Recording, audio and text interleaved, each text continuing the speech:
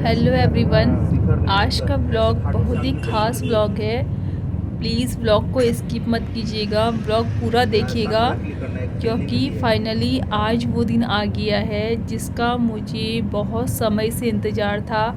लगभग 2-3 साल से मैं इस दिन का इंतज़ार कर रही थी और फाइनली आज वो दिन आ गया है। अभी सुबह के 10 बजे हैं और हम घर से निकल चुके हैं खाटू श्याम धाम के लिए। जी हाँ, मैं पिछले साल भी खाटू श्याम जाने का प्लान कर रही थी और उससे पहले भी बहुत बार प्लान कर रही थी, लेकिन मेरा बार बार प्लान कैंसिल हो जाता है। और मतलब प्लान कैंसिल हो जा रहा था। वो कहते हैं ना कि हम जब भी भगवान के मंदिर में जाने के लिए प्लान करते हैं तो होता वही है जो ऊपर वाला चाहता है। जब भगवान की मर्ज़ी होती है तो वो तभी हमें बुलाते हैं। हम दिल्ली से निकल चुके हैं, लगभग गुड़गांव पहुंच गए हैं। ये गुड़गांव का साइबर सिटी है और मुझे तो यकीन ही नहीं आ रहा था कि मैं खाटू श्याम दर्शन के लिए जा रही हूँ, क्योंकि जब हम दर्शन के लिए निकले तो एक दिन पहले तक मेरा कोई भी प्लान नहीं था। मेरी पूरी फैमिली जाने वाली थी लेकिन मेरा प्लान नहीं था जाने का, क्योंकि मेरी तबीयत ख़राब थी, मुझे कोल्ड हो रहा था। एक तो ठंड के दिन थे तो मुझे ऐसा लग रहा था कि अगर मैं जाऊंगी तो शायद मेरा कोल्ड कहीं और ज़्यादा ना बढ़ जाए, क्योंकि ठंड भी ज़्यादा है। तो मैंने ये, और मेरे साथ छोटी बेबी भी है, तो मैंने सोचा था कि कोई बात नहीं, हम बाद में फिर से प्लान कर लेंगे खाटू श्याम जाने का। हाँ, मैं तब चली जाऊंगी। अभी मेरे इन लॉस आए हुए हैं, mother in law, father in law, तो अभी मेरे हस्बैंड उन्हें लेके जा रहे थे खाटू श्याम। लेकिन अचानक से रात के 12 बजे मैंने डिसाइड किया कि मुझे जाना चाहिए। अभी मुझे मौका मिला है जाने का, तो मैं रेडी हो गई जाने के लिए। और रास्ते में हमें भूख लग गई थी तो हम यहाँ एक होटल यानी एक रेस्टोरेंट है, इस रेस्टोरेंट में हम लोग खाना खाने के लिए चले गए थे। रेस्टोरेंट देखने में काफ़ी खूबसूरत है। ये इससे बाहर से लॉर्ड शिवा की स्टैचू है और अंदर भी काफ़ी अच्छी तरीके से इसको डेकोरेट किया गया है। जैसे ही हम यहाँ पर पहुँचे तो मेरे को इतनी तेज़ भूख लग रही थी, क्योंकि मैं सुबह घर से बिना खाए निकली थी, मैंने चाय भी नहीं पी थी। तो सबसे पहले मैंने यहाँ पर मेन्यू देखा खाने में क्या है, और मेरे साथ साथ मेरी बेबी भी मेन्यू की तरफ देख रही थी। ऐसा लग रहा था कि जैसे इसे भी बहुत तेज़ की भूख लगी हुई है और ये भी खाने का वेट कर रही है। फिर जैसे तैसे मैंने खाने के लिए डिसाइड किया कि मुझे छोले भटूरे खाने थे और बाकी मेरे फैमिली मेम्बर ने अपने लिए पराठा ऑर्डर किया। यहाँ पर मक्खन और पराठा।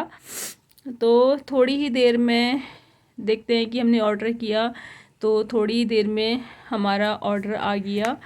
मेरे लिए आए थे गर्मा गर्म छोले भटूरे। भटूरे एकदम से पूरी तरह से फूले फूले वैसे थे। और जो आलू पराठा आए थे बाकी लोगों के लिए, आलू पराठा में इन लोगों ने जो बटर दिया हुआ था वो सच में ऐसा बटर था जैसा हम घर में मलाई से बटर निकालते हैं, बिल्कुल उसी तरीके का ये बटर था। और ऐसा बटर मैंने सिर्फ अपने घर में देखा था, अपने घर के बाहर मैंने आज तक कभी ऐसा बटर नहीं देखा था।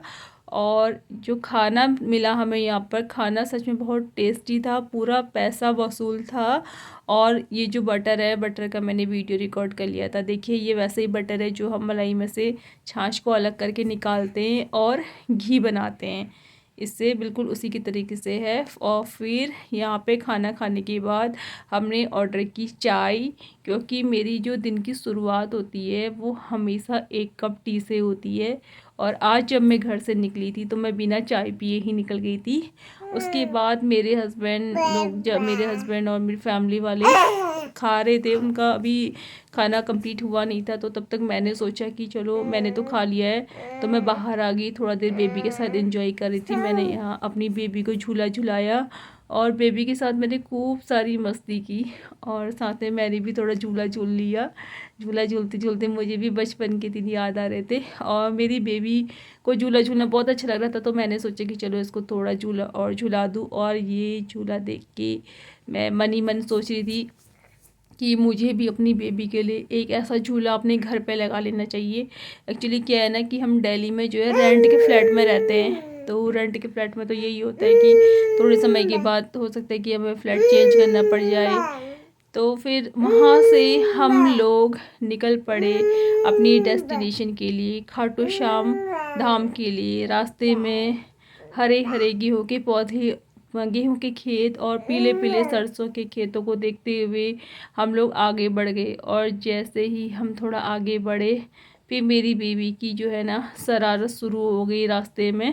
वैसे ये मुझे ज़्यादा परेशान तो नहीं करती है, लेकिन ये एक जने की गोद में बैठ के थोड़ा बोर हो जाती है, तो उसको कभी मेरी गोदी में बैठना था, कभी अपनी दादी की गोदी में, तो कभी अपने चाचू की गोदी में इसको बैठना था।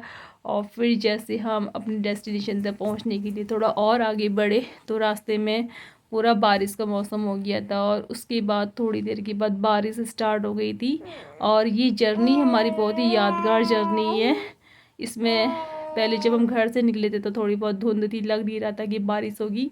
और देखते ही देखते थोड़ी देर में बारिश वाला मौसम बना। उसके बाद थोड़ी बारिश स्टार्ट हुई, फिर थोड़ी और तेज़ बारिश हुई, और होते होते थोड़ी ही देर में हम देखते हैं कि मूसलाधार बारिश हो गई है। लेकिन जब मूसलाधार बारिश हुई तो हम अपनी जर्नी को ज़्यादा इंजॉय नहीं कर पा रहे थे, क्योंकि आगे हमें ज़्यादा कुछ साफ दिखाई नहीं दे रहा था। और अब हम पहुंच गए हैं अरावली हिल्स के पास में।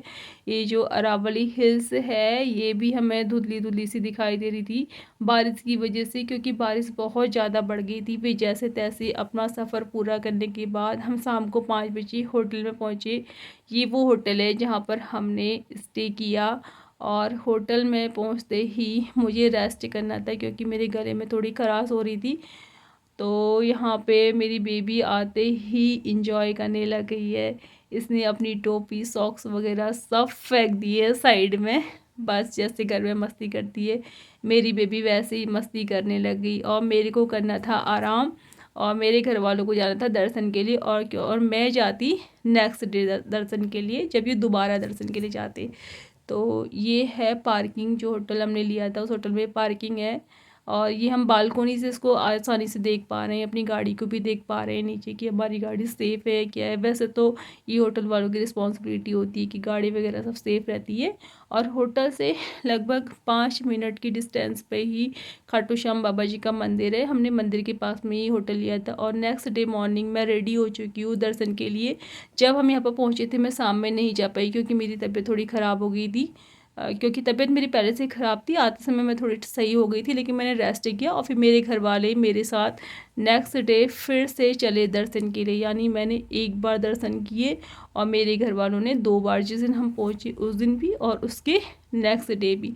और हम जब खाटू श्याम बाबा जी के धाम में पहुँचे तो यहाँ पर देखिए 6-7 रो लगी हुई है। 6-7 रो में लोग जा रहे हैं, काफ़ी भीड़ है। हम मॉर्निंग में चले गए थे लगभग 10 बजे। तो फिर भी मतलब हमें दर्शन करने में लगभग 1 घंटे का टाइम लग गया। यहाँ पर प्रसाद भी मिल रहा था, और यहाँ पर बाबा को चढ़ाने के लिए रोज़ भी मिल रहे थे। और फिर हमने लगभग 1 घंटे का वेट किया लाइन में लगने के लिए। और हम यहाँ पर इंजॉय भी कर रहे थे, क्योंकि लोग यहाँ पर बाबा जी के भजन भी कर रहे थे, नारे भी लगा रहे थे। मतलब हम लाइन में भी ना खूब इंजॉय कर रहे थे। और यहाँ पर देखिए लोगों ने अपने गाल पे राधे राधे भी छपवाया हुआ है।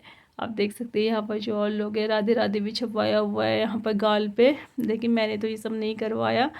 और मेरे साथ मेरी बेबी भी थी, और वह मेरी बेबी परेशान करती थी, लेकिन आज उसने बिल्कुल भी परेशान नहीं किया भीड़ भाड़ में। और फाइनली लाइन में खड़े खड़े अब वो समय आ गया जिसका हमें इतने समय से इंतज़ार था। हमें फाइनली खाटू श्याम बाबा जी के दर्शन हो गए हैं। और ये दर्शन करके मेरे को बड़ी खुशी हुई, क्योंकि मेरा जो बरसों से एक लंबा इंतज़ार था वो इंतज़ार मेरा पूरा हो गया है। और बाबा जी के दर्शन करने के बाद फिर हम निकल गए वापस होटल की तरफ। और गाइस आज की ब्लॉग में बस इतना ही। मिलती हूँ आपको एक नए ब्लॉग में, तब तक के लिए बाय बाय।